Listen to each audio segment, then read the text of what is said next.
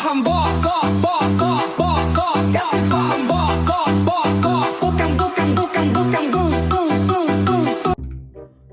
Ma, tengok ni ma, orang beli apa? Orang beli sabun, orang beli moisturizer ni.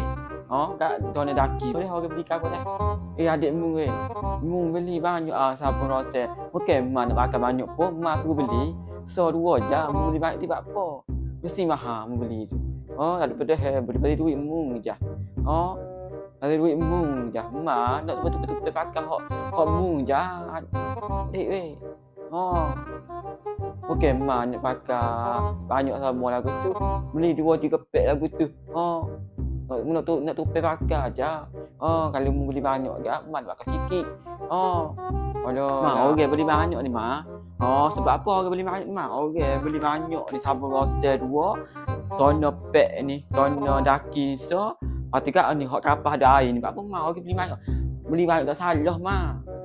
Beli banyak tak salah. Beli kata kat Rosel nak buat CB.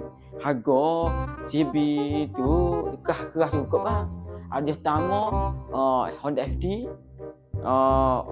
Kedua Beza.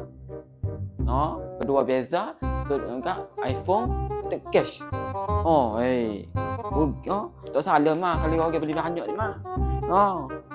Ni mah sabun kau ni kapo apa nak marah orang? Tak ada mah. Jangan marah orang mah. Orang beli banyak mana suruh CB je mah. Tak salah mah. Beli banyak. Mana tahu tak mah. Orang beli banyak. Tak salah.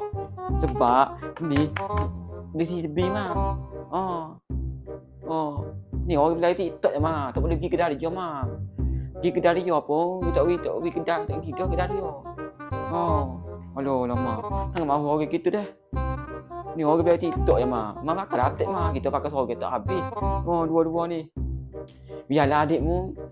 Malu akal. Biar adikmu boleh bertuah dengan Kak Lon Rosel. Mui kata adik dia tu. Adikmu kata adik dia tu. Kelas-kelas juga. Honda FD, Beza, gapo. Cash gapo iPhone. Ma kalau nak kata adikmu. Tu pernah naik tak pedah. Naik Honda. Boleh adikmu raung-raung ma. Kalau mu boleh adik Honda FD yo. Ma nak ajak mu lalu pergi KL. Makan angin cuci Honda ni. Naik Honda ni.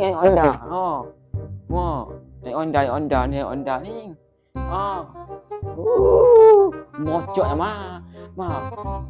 Mocok lah ma nanti. Kalau naik kereta Honda FD lagi. Saya mak lagi akan kita. Saya mak